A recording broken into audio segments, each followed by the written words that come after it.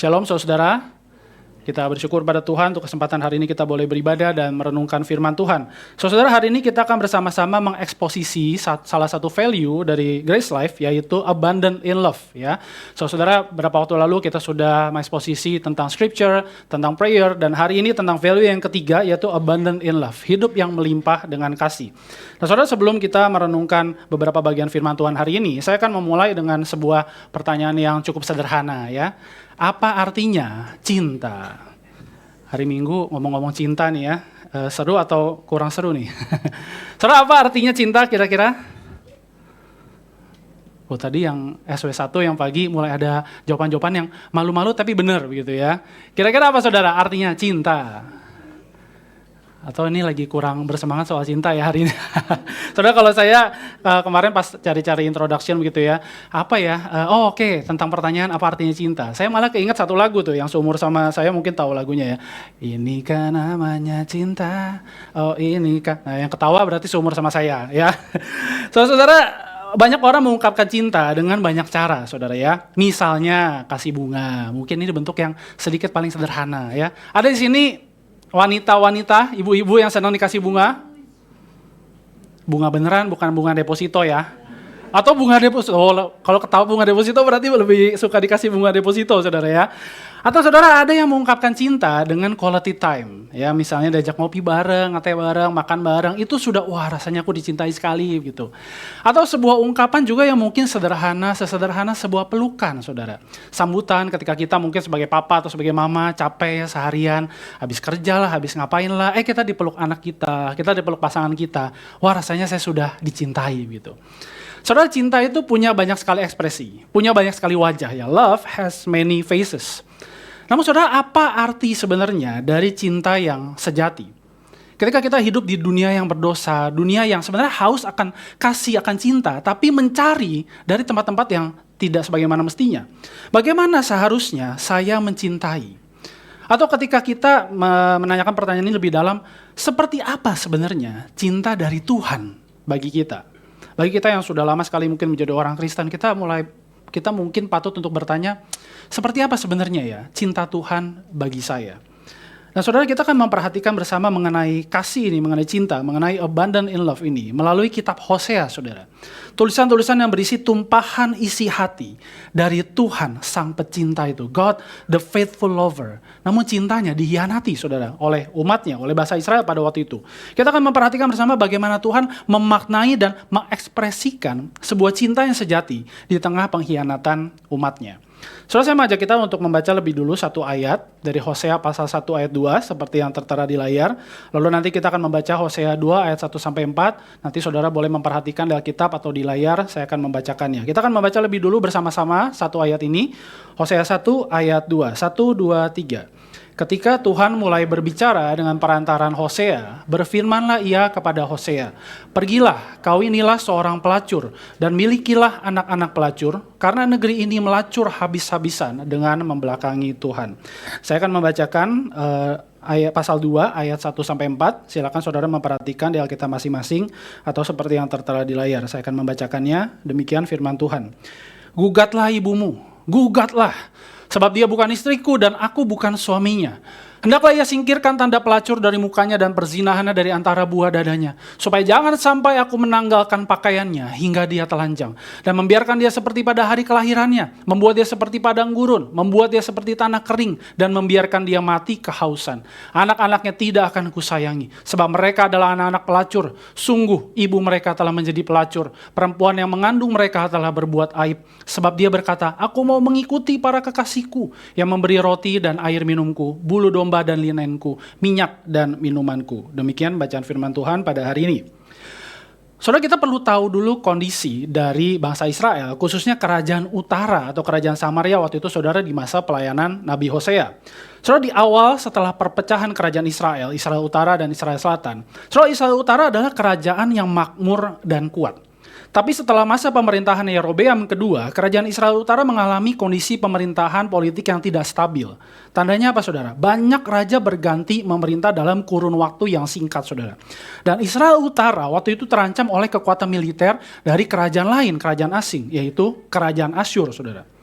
Namun saudara, apapun kondisi yang sedang mereka alami, entah mereka lagi kaya, makmur, ataupun mereka sedang terancam oleh kekuatan militer dari Asyur, yang menjadi perhatian Tuhan adalah hati mereka, saudara. Hati bangsa Israel yang sudah melacur kepada berhala, kepada Baal, saudara. Saudara, Tuhan sepertinya ya mungkin bagi kita di masa modern ini memakai kata yang kayaknya tidak patut didengar, tidak sering saya bicarakan, apalagi kalau sama anak-anak gitu saudara ya. Tapi saudara, semengerikan itu kondisi hati dari umat Tuhan saudara pada waktu itu. Saudara, penyembahan Baal memang melibatkan hubungan seksual dengan para pelayan di kuil Baal saudara yang disebut pelacur bakti, cult prostitute. Tapi saudara, sebelum semua aktivitas dosa itu dilakukan, Tuhan memperhatikan hati dari umatnya, hati dari bangsa Israel. Di dalam hati bangsa Israel, mereka sudah mengkhianati Tuhan. Mereka sedang melacurkan hati mereka kepada Allah-Allah lain, berhala-berhala yang mereka pikir bisa mereka senangkan dan juga menyenangkan mereka, memuaskan mereka. Saudara, perhatikan ekspresi pelacuran hati dari Israel, saudara. Di pasal 2 ayat 4 dan 11. Aku mau mengikuti para kekasihku, para allah-allahku, yang memberi roti dan air minumku, bulu domba dan linenku, minyak dan minumanku. Ini semuanya, semua yang diberikan oleh dewa-dewa itu, imbalan bagiku, yang diberikan kepadaku oleh para kekasihku. Sebuah kondisi hidup yang lupa siapa sih yang memberikan mereka semua itu? Siapa yang memberikan segala hal yang baik di dalam kehidupan orang Israel waktu itu? Tapi mereka menjalani sebuah hidup yang transaksional, saudara, bukan relasional. Saudara, ingatkah bahwa Tuhan membebaskan umatnya, membebaskan bangsa Israel untuk berelasi dengan mereka, menebus mereka, menjadikan mereka miliknya Tuhan. Sebuah istilah yang sangat relasional. Tapi bangsa Israel lupa siapa yang menebus mereka, siapa yang memiliki hidup mereka, siapa yang menjadi sumber kehidupan mereka. Dan mereka justru berusaha bertransaksi dengan Tuhan. Dan ketika mereka tidak berhasil bertransaksi dengan Tuhan, mereka coba bertransaksi dengan Tuhan-Tuhan, Allah-Allah, dewa-dewa yang lain, berhala-berhala lain yang mereka sembah.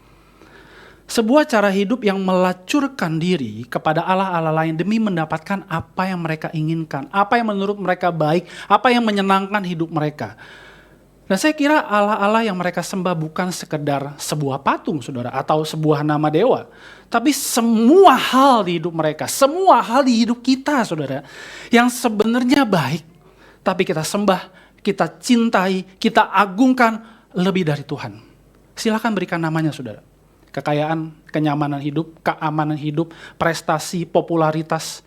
Dan kita melacurkan semua hidup kita. Bangsa Israel melacurkan semua hidup mereka. Waktu, tenaga, pemikiran, habis-habisan kepada semua hal itu. Yang mereka pikir, yang kita pikir akan memberikan kita kesenangan, kepuasan. Tapi hidup bangsa Israel, hidup kita malah terus dikonsumsi, dihancurkan secara habis-habisan. Karena hidup yang transaksional, cinta yang transaksional bisa saudara memberikan sensasi yang sentimental mungkin saudara ya. Tapi hanya sesaat saudara. Bisa memberikan sensasi tapi itu palsu, tidak sejati. Bisa memberikan sensasi, perasaan diterima, perasaan puas, perasaan senang. Tapi lama-kelamaan menghancurkan kita pelan-pelan. Saudara, mari kita berpindah dari bangsa Israel kepada kehidupan kita. Dan mari kita tanyakan pertanyaan ini, saudara. Kalau dulu kita melihat bangsa Israel, wah mengerikan sekali hidupnya. Mereka lupa ya siapa Tuhan. Tapi jangan-jangan mungkin, saudara, ada masa-masa di mana kita lupa siapa Tuhan bagi hidup kita. Dan ketika kita lupa, apakah kita sedang tidak setia? Kita tidak lagi mencintai Tuhan. Adakah hal-hal di hidup kita yang membuat kita tidak setia lagi kepada Tuhan? Apa yang membuat kita melacurkan hati kita, melacurkan hidup kita kepada hal-hal yang selain Tuhan? Saudara mungkin jangan jauh-jauh begitu ya berpikir apa ya. Kita bisa berpikir dari hal-hal yang sederhana, simple saudara. Saudara, ketika saya merenungkan pertanyaan ini, saya mengingat dulu ya ketika saya masih lebih muda dari sekarang saudara. Saudara, saya senang sekali merasa berhasil gitu dalam hidup, merasa diterima, merasa jadi pria paling sukses sekolah misalnya gitu ya. Kalau saya punya pacar ya, mungkin di antara anak-anak muda di sini ada yang punya impian begitu, jangan ya, akan mengkonsumsi habis waktumu gitu, apalagi uangmu ya, apalagi tenagamu, apalagi kesempatan-kesempatan yang jauh lebih baik dari itu. Amin? Enggak ya. Saudara, ketika saya ada di masa itu, saya berpikir kayaknya wajar ya jadi anak remaja, pengen punya pacar segala macam gitu. pengen ganti-ganti pacar, wah ini kayaknya lebih hebat lagi begitu. Tapi saudara, ketika saya merenungkan hal yang dalam tanda kutip remeh sederhana itu, saya merasa saya salah ya. Dan bukan sekedar salah di hadapan Tuhan, kalau seperti kata Tuhan melalui Hosea, saya sedang melacurkan diri saya dengan relasi-relasi itu. Saya habiskan waktu saya, tenaga saya, tidak hanya uang begitu ya, semua hidup saya itu kayaknya terpusat kepada pacar saya waktu itu. Sampai saudara waktu itu, jadi cerita dikit gak apa-apa deh ya, tapi jangan banyak saudara ya. Saya pacaran di SMA kelas 2, kelas 3, ternyata kuliah di kota yang sama gitu. Nah pas kuliah di kota yang sama, saya kan senang main basket. Saya pengen tuh ikut UKM basket, ikut tim basket ya. Kalau gak bisa ikut tim basket, karena terlalu pendek mungkin ya. Ya udah deh ikut tim yang operasionalnya gitu ya, mimpin pertandingan segala macam, ikut-ikut pergi-pergi gitu. Tapi gak bisa. Kenapa? Karena semua hidup saya terkonsumsi habis untuk meladeni pacar saya. Nah, anak-anak muda yang belum menikah, jangan menyesal di kemudian hari ya. Nikmati hidupmu setidaknya sampai usia kuliah mungkin ya. Habis itu ya tolong doa lagi begitu ya. Menghadapi krisis paruh baya umur 25. Krisis seperempat abad ya. Gitu. Saudara, tidak hanya hal itu ketika saya melihat hidup saya juga sebagai hamba Tuhan. Mungkin ketika itu saya berpikir, oh kayaknya hamba Tuhan lebih dalam tanda kutip, gak ada nih ya pelacuran hatinya gitu. Tapi ketika saya melayani, saya merasa, wah sudah bikin ibadah yang baik. Dulu saya menjadi worship pastor. Saya membuat banyak sekali acara di gereja yang baik dan orang mulai memuji saya, menerima saya karena apa yang saya lakukan. Karena prestasi rohani saya. Saya mulai merasa saya harus menghabiskan hidup saya lebih banyak ke sana. Saya harus menghabiskan tenaga saya, pemikiran saya, kemampuan teologi saya, kemampuan musik saya, semuanya di sana. Tapi bukankah itu semua akhirnya ketika saya pikirkan jadi menghabisi hidup saya, menghancurkan hidup saya sebagai pelayan Tuhan, saudara. Saudara, apakah hal-hal ini juga terjadi di dalam kehidupan kita? Mulai dari hal yang sederhana sampai mungkin hal yang penting di hidup kita, hal yang berat di hidup kita.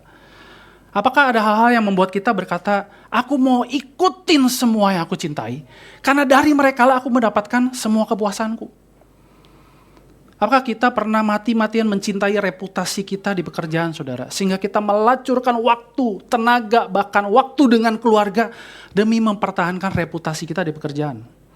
Atau saudara, pernahkah kita ingin mati-matian mempertahankan, mengejar banyak sekali koneksi di bisnis kita? Walaupun kita tahu ada cara yang salah di sana. Kita lacurkan integritas kita, segala hal yang baik di hidup kita demi mempertahankan koneksi itu. Apakah kita sedang mencintai atau mengejar banyak penerimaan dari semua orang di sekeliling kita? Tidak hanya keluarga kita, orang-orang di kantor kita, orang-orang semua yang kita kenal. Dan kita lacurkan semua hidup kita supaya kita terus-menerus diterima, saudara. Atau jangan-jangan mungkin hal ini juga terjadi di gereja.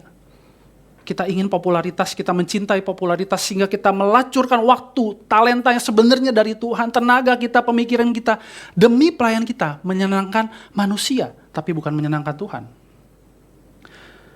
Saudara, di tengah pelacuran hati Israel dan juga pelacuran hati kita yang pelan-pelan menghancurkan kita, puji Tuhan saudara, Tuhan tidak diam.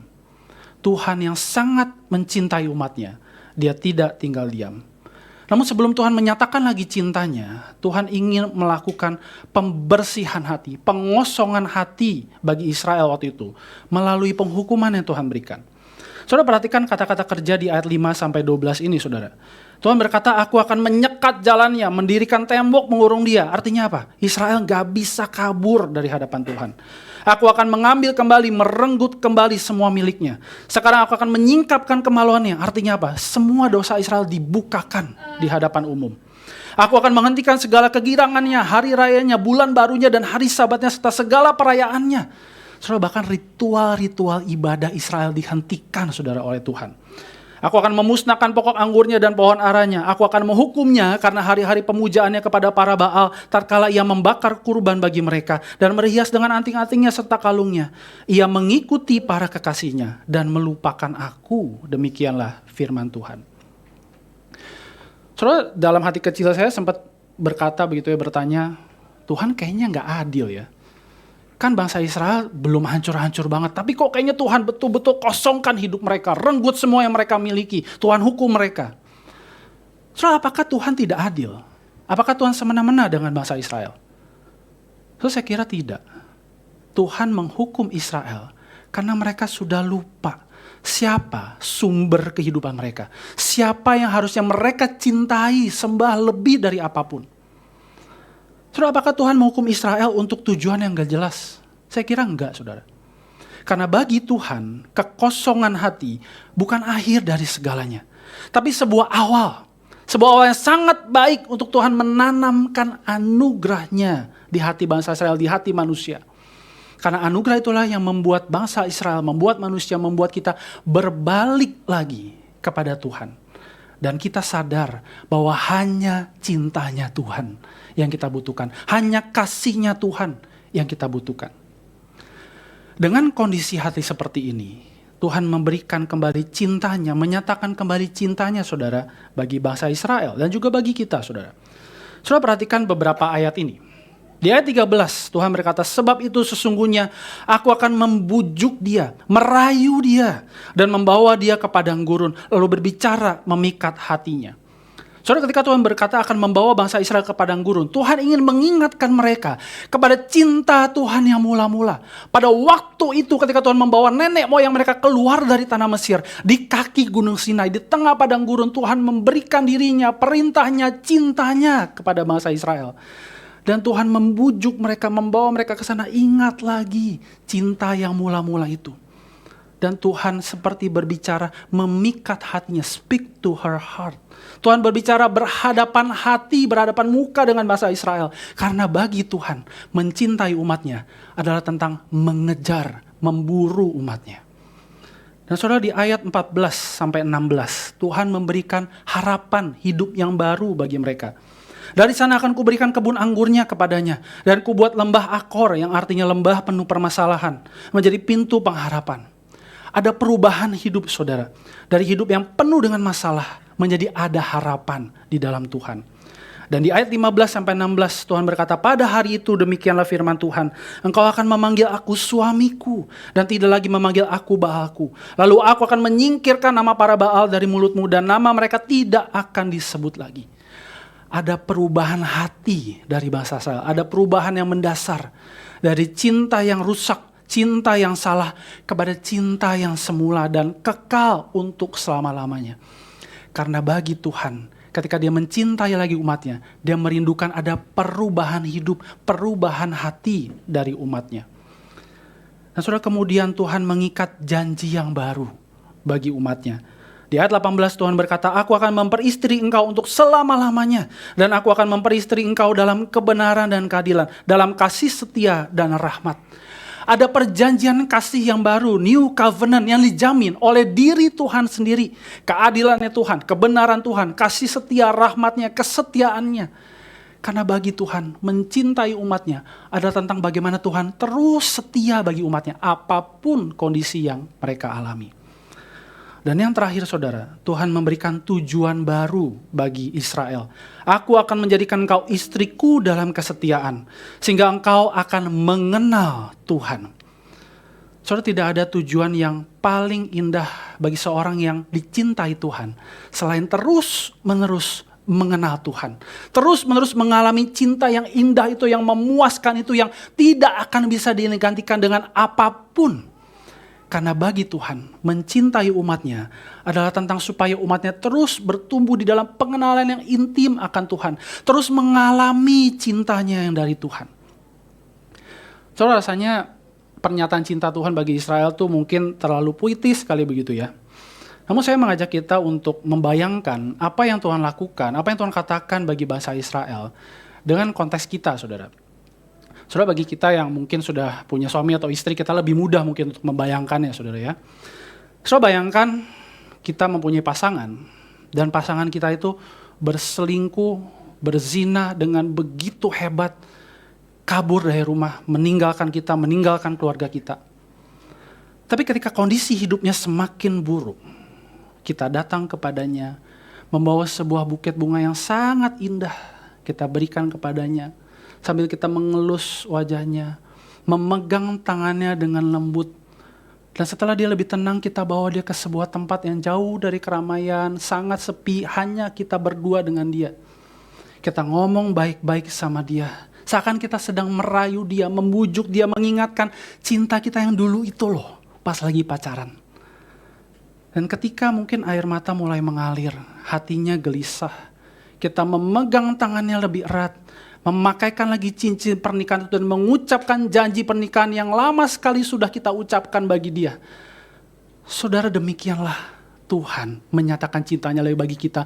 Bahkan jauh lebih indah lagi, jauh lebih intim lagi, saudara. Karena cintanya Tuhan adalah cinta yang tidak akan bisa dipadamkan oleh dinginnya hati kita karena dosa. Cinta yang tidak akan bisa dibeli dengan kekayaan apapun yang ada di dunia. Cinta yang tidak akan bisa diganti oleh logam mulia terbaik manapun. Cinta yang akan terus memberi dengan boros, dengan limpah sekalipun manusia sedang meninggalkan Tuhan. Karena itu Tuhan berfirman, pergilah lagi, cintailah lagi perempuan yang memiliki kekasih dan suka berzina seperti Tuhan juga mencintai orang Israel sekalipun mereka berpaling kepada ilah-ilah lain dan menyukai kue kismis sajian. Cinta yang diberikan bahkan ketika umat Tuhan sedang menggantikan Tuhan dengan Allah yang lain, dengan berhala-berhala yang mereka cintai. Cinta yang Tuhan tunjukkan bukan dengan cara yang sentimental, tapi cinta yang menyingkapkan, membukakan, mengenalkan siapa Tuhan. Tuhan yang punya kecemburuan yang kudus, sekaligus Tuhan yang mengasihi dengan pengorbanan. Cinta yang tetap mencintai sekalipun. Tetap mencintai orang Israel, tetap mencintai kita sekalipun kita sedang ada dalam kegelapan, sekalipun kita sedang berpaling dari Tuhan, sekalipun kita sedang melawan dari Tuhan. Cinta yang harusnya membuat kita merespon dengan sebuah pertanyaan yang bernuansa kekaguman, saudara. What love, my God? Cinta seperti apa ini Tuhan? Saudara, ketika kita melihat hidup kita, ketika kita melihat dunia di mana kita hidup, saudara melihat realita cinta Tuhan, sepertinya ini bertabrakan dengan apa yang dunia inginkan, saudara. Atau bahkan mungkin dengan apa yang kita inginkan. Ketika kita melihat cintanya Tuhan, wah ini ideal sekali. Tapi kok saya sebagai orang Kristen kayaknya sulit ya untuk mengikuti cinta yang seperti itu. Sulit ya untuk mempraktekkan cinta yang seperti itu. Karena memang demikian, saudara, kehidupan kita di tengah dunia. Saudara, seperti ada dua realita yang sedang bertabrakan antara kasih Allah dengan penolakan hati dari manusia, saudara. Bahkan kedegilan hati, kebebalan hati, bahkan dari umat Tuhan, dari orang-orang seperti kita, saudara, yang mengaku Kristen. Saudara, 1 Yohanes 4 ayat 9-11 berkata, dalam hal inilah kasih Allah dinyatakan, disingkapkan di tengah-tengah kita. Yaitu bahwa Allah telah mengutus anak yang tunggal ke dalam dunia supaya kita hidup olehnya. Supaya kita hidup oleh kasihnya Tuhan yang berkorban itu. Inilah kasih itu, bukan kita yang telah mengasihi Allah, tapi Allah yang telah mengasihi kita dan mengutus anaknya sebagai pendamaian, sebagai kurban bagi dosa-dosa kita. Saudara-saudara yang terkasih, jikalau Allah demikian mengasihi kita, kita juga harus saling mengasihi seperti Tuhan mengasihi kita. Rasanya ideal, indah sekali, saudara. Tapi harus jujur, sulit sekali.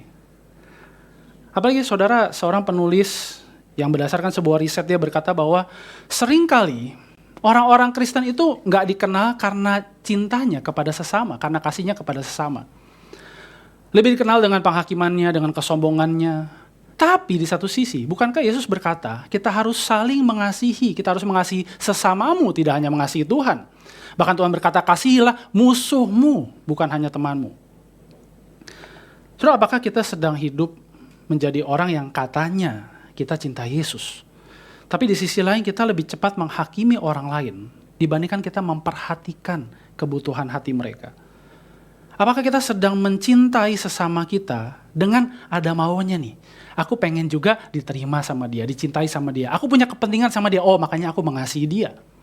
Apakah kita sedang menjadi orang-orang Kristen yang kita mau sih mengasihi orang tertentu yang ada di kelompok kecil saya nih misalnya ya, tapi saya pilih-pilih deh. Yang ini saya kasih, yang ini enggak. Ini kurang menguntungkan. Ini baca Alkitabnya, Alkitabnya kurang bagus kayaknya ya. Tidak layak untuk saya cintai gitu. Atau saudara, kita menjadi orang Kristen yang hari Minggu sih kita nyanyinya, ku mau cinta Yesus selamanya. Amin. Tapi begitu hari Senin sampai Sabtu, di kantor kita sikut kiri kanan atas bawah, saudara. Saudara, ketika merenungkan tabrakan dari dua realita ini, saya tidak berpikir jauh dan saya langsung melihat ke minggu ini, saudara, di dalam kehidupan saya. Nggak tahu kenapa rasanya kok ketika mau khotbahkan soal cintanya Tuhan kepada saya, bagaimana saya mencintai sesama, minggu ini rasanya penuh sekali dengan ujian tentang mengasihi, saudara. Bahkan mengasihi istri saya, bahkan mengasihi anak saya. Rasanya kok hal-hal yang sebenarnya kecil itu kok jadi besar buat saya dan saya sulit sekali untuk merespon dengan mengasihi mereka. Saya lebih mudah untuk menghakimi mereka. Padahal hal-hal itu bisa diselesaikan ketika saya mengasihi mereka. Saudara, mungkinkah saya, saudara, dan semua orang Kristen, apakah mungkin gereja sedang kehilangan cinta yang tetap mencintai sekalipun? Apakah kita sedang kehilangan cinta yang seperti ini? Karena kita merasa cintanya Tuhan bagi kita itu sentimental. Kalau nggak sentimental menimbulkan sensasi buat saya, aduh ini bukan cintanya dari Tuhan. Dan kita lupa bagaimana cintanya Tuhan yang terus-menerus mengejar kita dengan agresif. Bagaimana cintanya Tuhan yang terus akan menyergap, menangkap hati kita, menginvasi hati kita, memenuhi hati kita. Sampai kita tidak akan bisa menghindar lagi, saudara.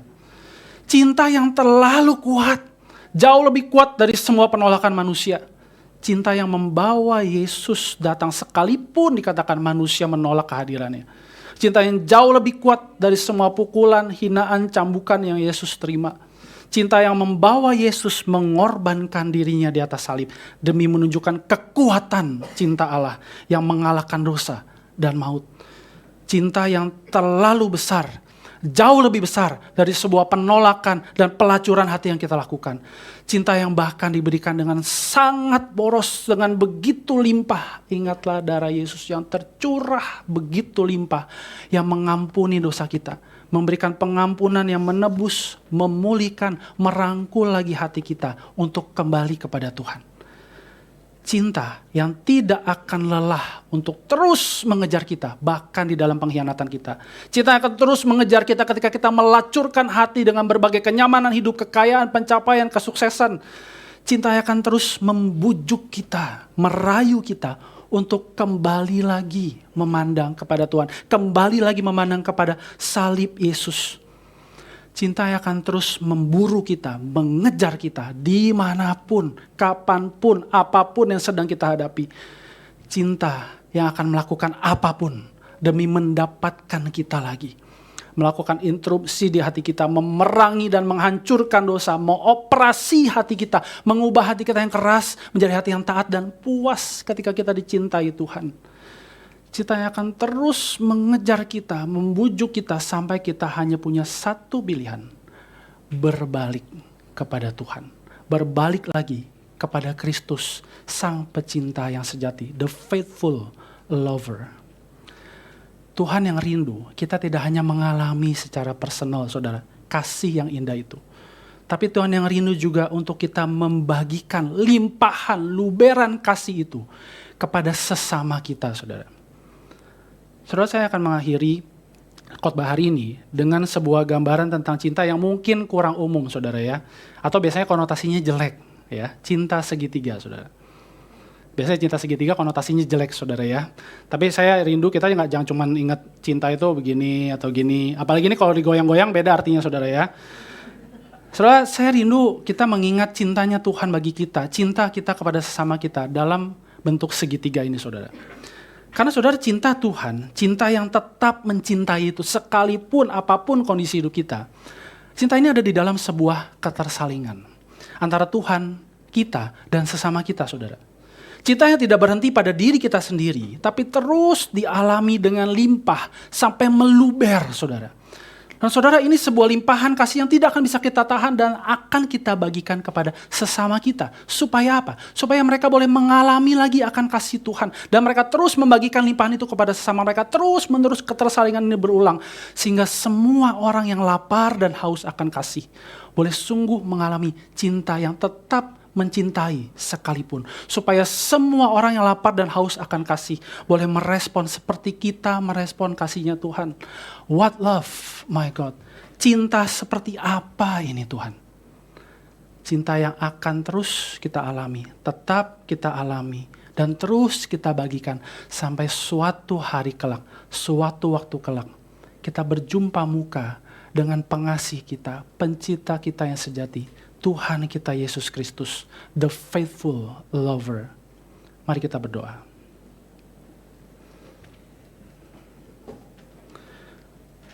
Saudara, mari kita datang ke hadapan Kristus yang sangat mencintai kita. Yang tetap mencintai kita sekalipun kita sedang ada di dalam dosa.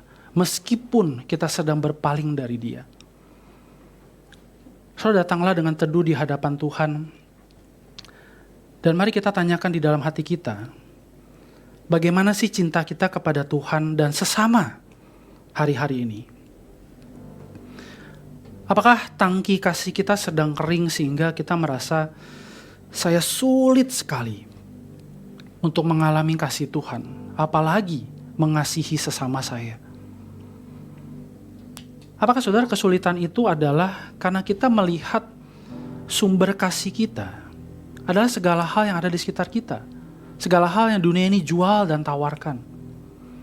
Segala hal yang sebenarnya fana, bisa hancur, bisa hilang, bahkan bisa menghancurkan kita, saudara.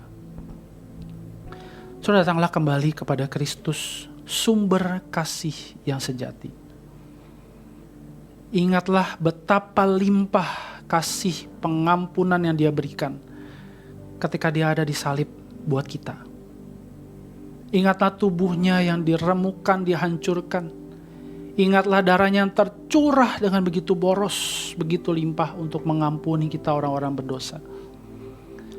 Ingatlah jeritan Kristus yang begitu kuat supaya kita, orang-orang yang tidak tahu apa yang kita lakukan, kita beroleh kasih Bapa. Dan bagi kita yang sudah mengalami kasih Tuhan, tapi mungkin kita bergumul, bagaimana saya mengasihi sesama saya? Kok rasanya sulit, saya gak mampu. Mari datang kepada Tuhan, berkomitmenlah di hadapannya. Mintalah setiap saat kita boleh sungguh mengalami lagi kasih Tuhan, kasih yang memenuhi tangki kasih kita di hati kita. Sampai limpah, sampai luber dan tidak dapat ditahan. Kita akan membagikannya kepada sesama kita. Mulailah dengan cara-cara yang sederhana, saudara. Mulailah dengan orang-orang yang dekat dengan kita. Mungkin itu bagi anak-anak kita yang selama ini merindukan cinta dari kita sebagai orang tua. Mungkin itu bagi rekan-rekan kerja kita yang saat ini sedang bergumul dengan berbagai hal di hidup mereka dan mereka rasa mereka tidak dicintai, mereka tidak diterima, mereka tidak dihargai. Bagikan cinta yang sejati itu. Cinta yang tetap mencintai dari Tuhan, sekalipun apapun kondisi yang sedang manusia alami. Dan biarlah kasih itu boleh terus mengalir, luber, melimpah kepada semua orang yang sungguh lapar dan haus akan cinta yang sejati. Sampai seluruh bumi sungguh penuh dengan cinta dari Allah. Cinta yang tetap mencintai sekalipun. Datanglah kepada Tuhan yang sangat mencintai kita.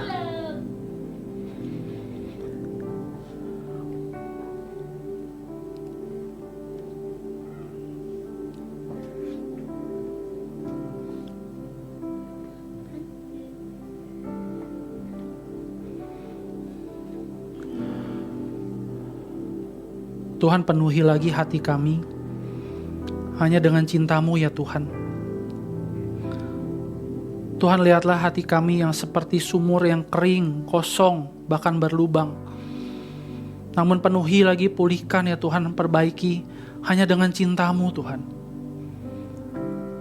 Ajar kami untuk terus menyadari betapa kami membutuhkan cinta-Mu setiap saat Tuhan. Dan tolong kami untuk tidak mencari cinta dari sumber yang lain, dari segala yang dunia tawarkan, karena semuanya itu bisa hilang seketika. Namun Engkau, Tuhan kami, Engkau pengasih kami, tidak akan pernah hilang dan tidak akan pernah meninggalkan kami. Dan Tuhan, utus kami di dalam kehidupan kami masing-masing, dalam kehidupan kami yang sederhana, di dalam keseharian kami, untuk kami boleh mengekspresikan, mewajahkan kasih Tuhan kepada sesama kami. Tuhan, betul kami tidak mampu, kami tidak layak. Tapi kasih-Mu yang begitu boros, begitu limpah, tidak dapat kami tahan Tuhan.